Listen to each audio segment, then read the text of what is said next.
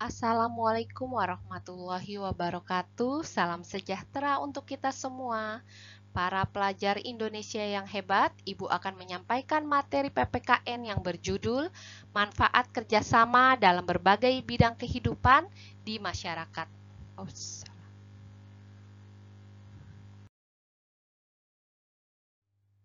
Kerjasama menjadi salah satu hal yang baik dilakukan. Dengan kerjasama, kita bisa mempermudah segala urusan di segala bidang kehidupan. Kerjasama juga bisa menjadi sebuah jalan untuk menjalani hubungan sosial lebih baik lagi. Pengertian kerjasama adalah pengaturan kemitraan saling menguntungkan yang dilakukan secara sukarela oleh dua bidang usaha atau lebih. Kerjasama ini menjadi hal yang menguntungkan karena beberapa permasalahan menjadi lebih ringan.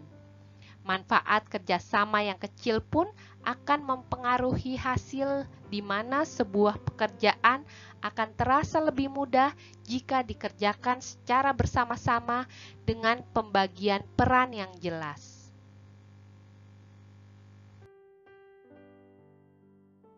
Ada beberapa manfaat yang bisa didapat oleh setiap manusia dari menjalin kerjasama dalam kehidupan sehari-hari, baik dengan sesama, dengan instansi, dengan pemerintah, dan lain-lain.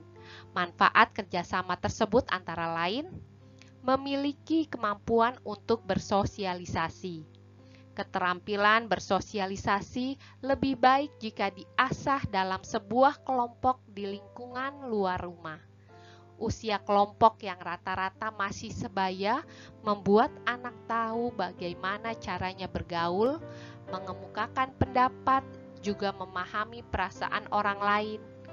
Kondisi ini sangat berbeda dengan di rumah, di mana anak cenderung tidak menemui hambatan saat berinteraksi dengan orang tua maupun saudara-saudaranya yang mungkin juga mengalah terhadapnya.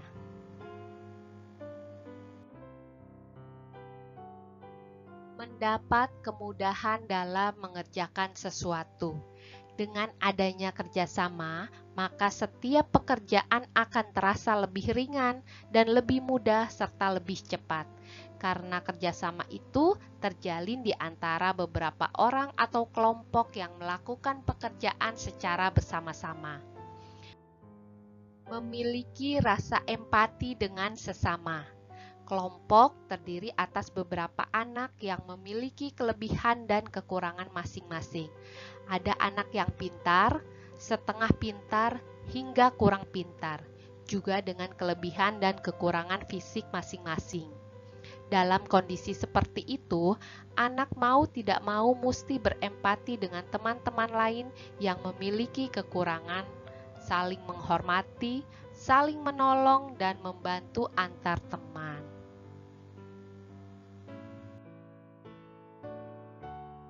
Dapat mengendalikan sikap ego. Pada umumnya, anak memiliki sikap ego yang tinggi. Sikap ini akan timbul jika situasi lingkungannya ikut mendukung. Misalkan jika anak di lingkungan keluarga selalu dimanja oleh orang tuanya, maka saat di luar rumah, anak tidak bisa mengumbar sikap egonya lagi kalau ia tidak mau dijauhi. Dengan demikian, anak-anak akan belajar menekan egonya, di mana hal ini sangat baik untuk bekal di masa depan kelak. Memiliki jiwa kepemimpinan. Setiap kelompok yang bekerja sama pasti punya tujuan, dan untuk mencapainya sangat diperlukan jiwa kepemimpinan. Oleh karena itu, saat bekerja sama, jiwa leadership anak akan timbul. Hal ini dikarenakan anak dituntut untuk mengatur dan mengajak teman-temannya untuk bekerja sama. Hal ini tentu berdampak positif bagi perkembangannya.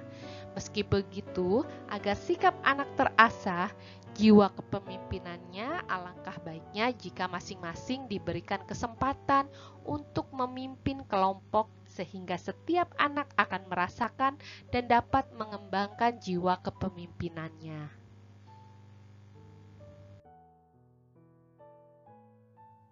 Berani mengemukakan pendapat. Banyak anak karena alasan tertentu anak tidak memiliki keberanian dalam mengemukakan pendapat.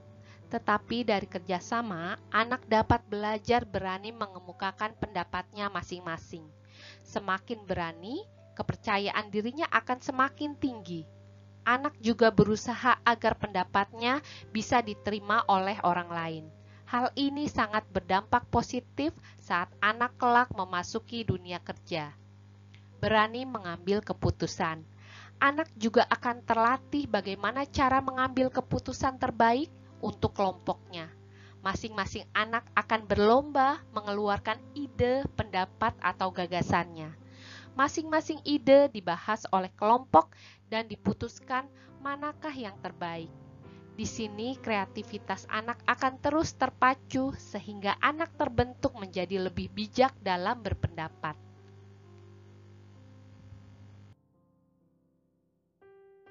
Memiliki rasa toleransi.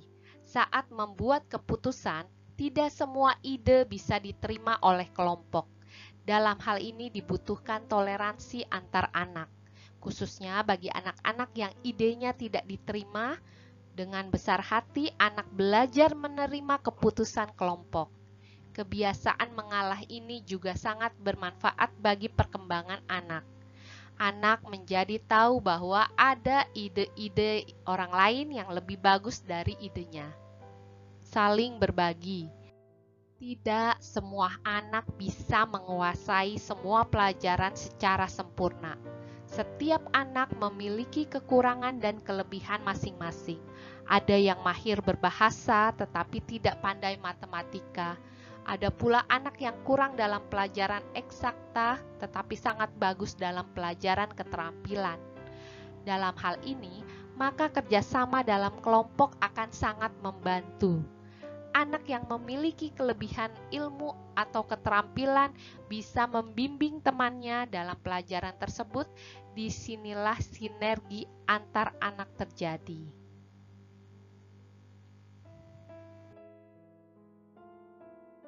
Dalam kehidupan sehari-hari, kerjasama juga memberikan manfaat yang besar dalam kehidupan beragama. Di dalam hubungan kehidupan beragama, kerjasama disesuaikan dengan norma dan nilai-nilai yang tersurat dan tersirat di dalam Pancasila, khususnya sila pertama ketuhanan yang Maha Esa.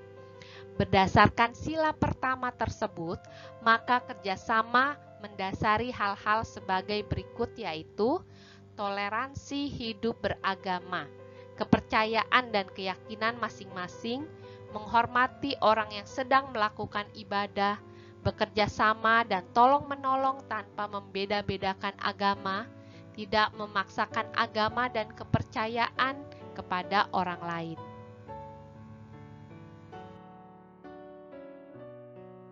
Dalam kehidupan bernegara, seperti halnya manusia juga butuh kerjasama dengan orang lain. Sebagai sebuah negara, Indonesia juga memerlukan bantuan dan kerjasama dengan negara lain dalam memenuhi kebutuhan rakyat dan negaranya. Berikut manfaat kerjasama internasional bagi Indonesia dalam berbagai bidang, yaitu dalam bidang ideologi, Kerjasama internasional bermanfaat untuk menjaga dan mempertahankan ideologi bangsa dari pengaruh yang datang dari luar negeri. Dalam bidang politik, kerjasama internasional bermanfaat untuk menunjang pelaksanaan kebijakan politik dan hubungan luar negeri yang diabdikan untuk kepentingan nasional. Dalam bidang ekonomi, kerjasama internasional bermanfaat untuk menunjang upaya meningkatkan pembangunan ekonomi nasional dan meningkatkan kesejahteraan nasional.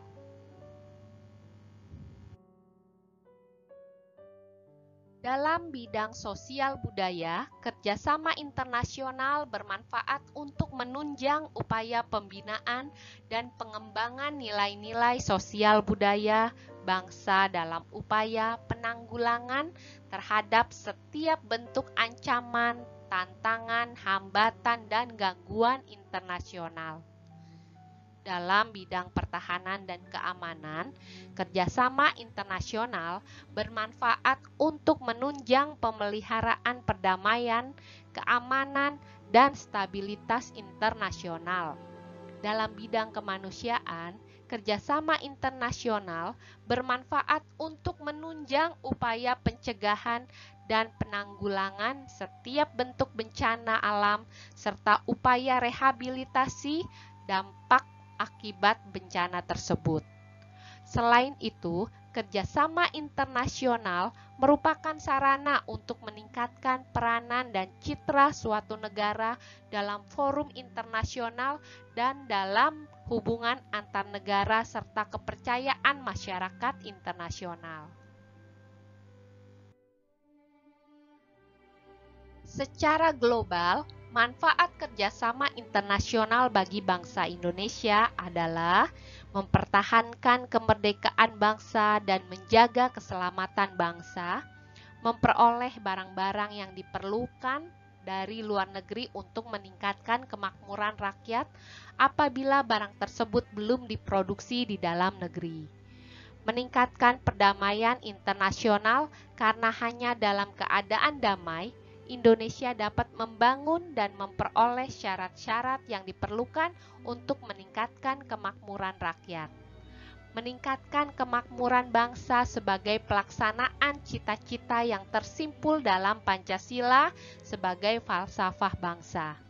Menciptakan kesepahaman dan koordinasi yang lebih terarah untuk kerjasama dengan lembaga-lembaga mitra secara bilateral, regional, dan internasional dalam meningkatkan saling pengertian dalam upaya menjaga keamanan kawasan, integrasi wilayah, dan pengamanan kekayaan sumber daya alam nasional.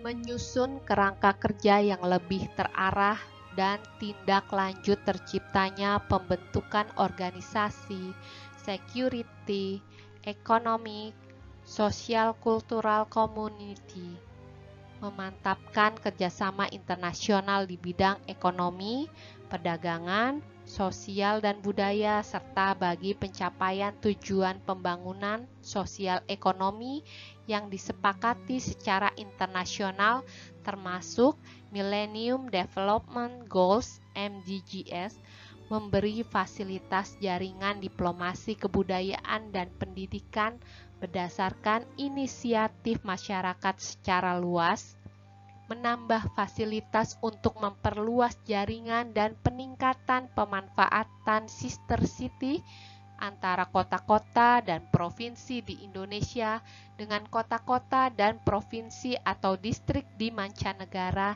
yang sudah berkembang dan maju. Meningkatkan upaya penanggulangan kejahatan lintas batas negara seperti terorisme, pencucian uang, kejahatan narkotika, penyelundupan dan perdagangan manusia melalui kerjasama bilateral, regional, dan multilateral yang dilakukan secara inklusif, demokratis, dan sejalan dengan prinsip-prinsip hukum internasional. menambah keikutsertaan dalam menciptakan perdamaian dunia, mengatasi ketinggalan dengan bantuan kerjasama dengan negara maju, mampu memajukan kekuatan militer, dapat menanggulangi penyelundupan manusia yang modus operandinya memiliki kesamaan antara satu negara dengan negara lainnya, peningkatan kerjasama di bidang pertanian, terutama dalam hal alih teknologi informasi, pelatihan, teknik, dan penelitian dalam bidang pertanian. Melakukan investasi terhadap energi yang diharapkan dapat berkembang, memajukan peningkatan ekonomi di antara kedua negara, membuka lapangan pekerjaan untuk mengurangi pengangguran yang terus bertambah tiap tahunnya. Demikian pembahasan materi kali ini. Sampai jumpa lagi anak-anak hebat yang soleh dan soleha. Wassalamualaikum warahmatullahi wabarakatuh.